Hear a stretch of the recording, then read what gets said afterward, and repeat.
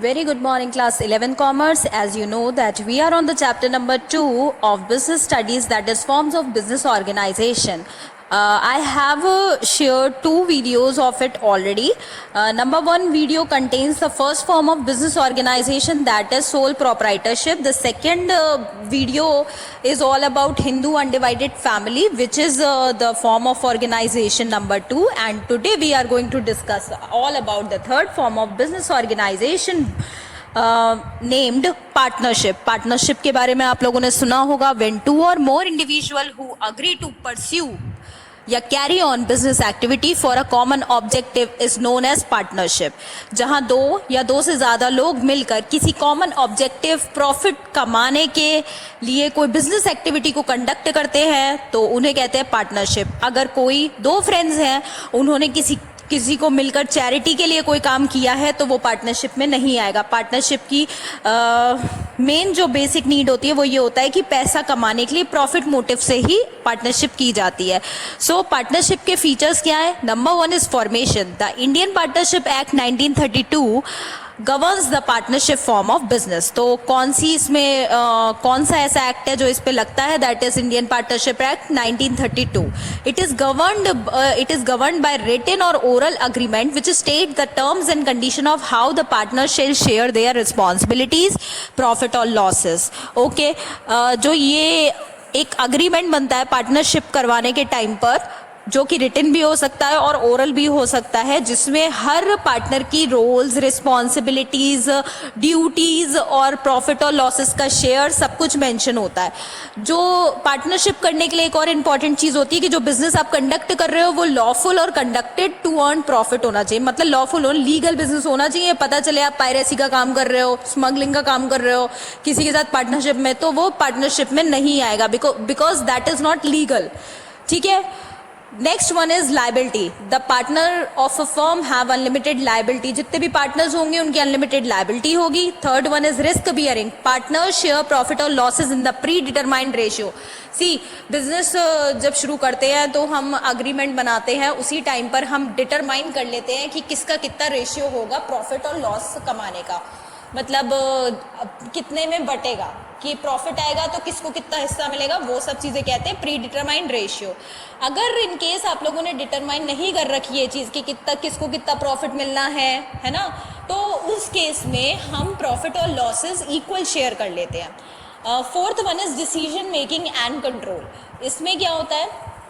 Partners share the responsibility of decision making and control of day to day business activity. Partners आपस में roles and responsibilities, काम जितने भी होते हैं वो सब डिसाइड कर लेते हैं और उनको डे टू डे एक्टिविटीज में कंडक्ट करते हैं. Next one is continuity. It depends upon the terms and condition amongst the partners at the time of its formation. ठीक है. कितना टाइम तक पार्टनरशिप रहेगी वो तभी डिसाइड कर लिया जाता है जब बिजनेस शुरू करना होता है. जैसे कुछ पार्टनरशिप होती हैं वो फॉर द प्रोजेक्ट, कि जब तक प्रोजेक्ट चल रहा है तब तक के लिए है. जैसे आपको कोई बिल्डिंग बनानी है तो आपने किसी 3 लोगों के साथ मिलकर बिल्डिंग का काम करवा दिया, बिल्डिंग बन जाएगी तो उसके बाद पार्टनरशिप खत्म. तो जब हम बिजनेस शुरू करते हैं, जब हम पार्टनरशिप स्टार्ट करते हैं तभी हम डिसाइड कर लेते हैं. Apart from that, death, retirement, insanity, insolvency of any partner brings to an end to the partnership.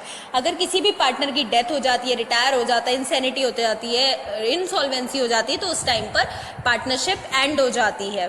सी, अगर किसी पार्टनर को रिटायर होना है तो, या फिर किसी पार्टनर को हटाना है तो उसको नोटिस भी देना पड़ता है 2 मंथ प्रायर का. मतलब 2 मंथ पहले उसको नोटिस देना पड़ता है. Next feature is number of partners. Minimum 2 लोग जरूर होना चाहिए पार्टनरशिप के लिए. क्यों? एक जन थोड़ी ना पार्टनर बन जाएगा, अपना ही पार्टनर बन जाएगा. तो मिनिमम 2 लोग जरूर होने चाहिए पार्टनरशिप फर्म को शुरू करने के लिए.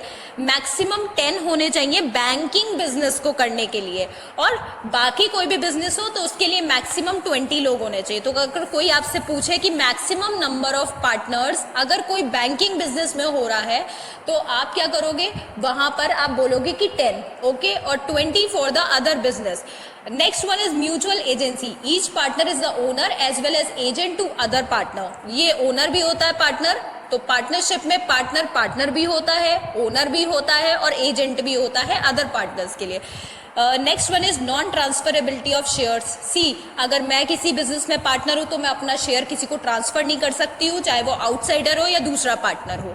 Last one is registration. Registration of partnership firm is not mandatory. आपको लीगली मतलब सारी फॉर्मेलिटीज उसको लीगल करवाना या फिर उसको रजिस्ट्रेशन करवाना is not at all compulsory. Now, what are the merits of partnership? So, there are some of the merits, or you can say the advantages of partnership. Number one is ease of formation and closure. As I told you, कि it is not compulsory to register your partnership firm. तो बहुत आराम से, बस minimum 2 लोग होने चाहिए, आप आराम से अपना पार्टनरशिप फर्म खोल सकते हो और पार्टनरशिप फर्म को बंद भी कर सकते हो। इतनी ज़्यादा फॉर्मेलिटीज़ की ज़रूरत नहीं पड़ती है। Next one is balance decision making. सब पार्टनर्स के पास इक्वल राइट्स होते हैं डिसीजन लेने के, सब अपनी अपनी तरफ से राय रखते हैं, तो एक बैलेंस डिसीजन मेकिंग पावर भी सबके पास होती है, जिसकी वजह से कोई भी डिसीजन बहुत अच्छी तरीके से इफेक्टिवली लिया जा सकता है। Next one is more funds. जब 2 पार्टनर्स होंगे, 2 या 2 से ज़्यादा पार्टनर्स होंगे, तो वो कैपिटल भी ज़्यादा लेके आएंगे, तो मोर फंड्स या मोर कैपिटल रिसोर्सेज भी यहाँ पे मिल जाते हैं। Next one is sharing of risk. जहाँ एक इंसान को रिस्क शेयर करना पड़ रहा है, जैसे आपको सोल प्रोप्राइटर में जितना भी है, सोल प्रोप्राइटर को अकेले ही सारा रिस्क शेयर करना पड़ता है। अगेन हिंदू अनडिवाइडेड फैमिली में भी कर्ता को सारा रिस्क अकेले बियर करना पड़ता है, बट इसमें ये चीज़ नहीं होती। जितने पार्टनर्स होंगे वो रिस्क बराबर हिस्से में डिवाइड करेंगे, तो किसी एक के सर पे प्रेशर नहीं आता है रिस्क का। Next and last one is secrecy.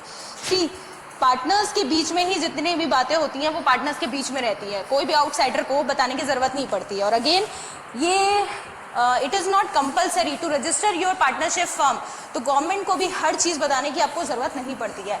Now what are the demerits of partnership? So number one is unlimited liability. जितने भी पार्टनर्स होंगे लायबिलिटी सबकी अनलिमिटेड होगी। Next one is limited resources. Partnership में पार्टनर्स मैक्सिमम 20 नंबर्स के हो सकते हैं, तो रिसोर्सेज आर लिमिटेड कि 20 लोग जितना कर सकते हैं उतना ही आएगा। Next one is possibility of conflict. जहाँ पर 2 या 2 से ज़्यादा लोग होते हैं उनके ओपिनियंस भी अलग होंगे। जब लोगों के ओपिनियंस अलग होते हैं तो उनके बीच में कॉन्फ्लिक्ट भी आता ही आता है। Next one is risk of mutual agency. एक म्यूचुअल एजेंसी, अगर किसी ने कोई गलत काम करा, किसी पार्टनर ने कोई गलत काम करा या अपनी प्राइवेट लाइफ में कुछ गलत काम करा, तो उसका असर आपकी पार्टनरशिप फर्म पे ज़रूर आता है, इमेज उसकी भी स्पॉइल होती है। Next demerit is lack of continuity. अगर कोई पार्टनर डिसीज हो रहा है, रिटायर हो रहा है या एक्सपायर हो रहा है, तो उस केस में आपकी पार्टनरशिप बंद तभी के तभी ख़त्म हो जाएगी। Last demerit of partnership firm is lack of public confidence. See, it is not compulsory to register each and everything, और it is not compulsory कि आप सारी कंपनी की इंफॉर्मेशन बाहर नॉर्मल पब्लिक को बता सको। तो लोगों का जो कॉन्फिडेंस होता है नॉर्मल पब्लिक का, वो कॉन्फिडेंस नहीं आ पाता है, बिकॉज उनको पता है कि कंपनी इज नॉट रजिस्टर्ड, तो वो कैसे कॉन्फिडेंस ला सकती है। तो these are some of the merits and demerits of partnership firm. I hope ये लेक्चर आप लोगों को समझ में आया हो। In case you have any problem और any feedback related to my lectures, then you can directly message me. Thank you very much.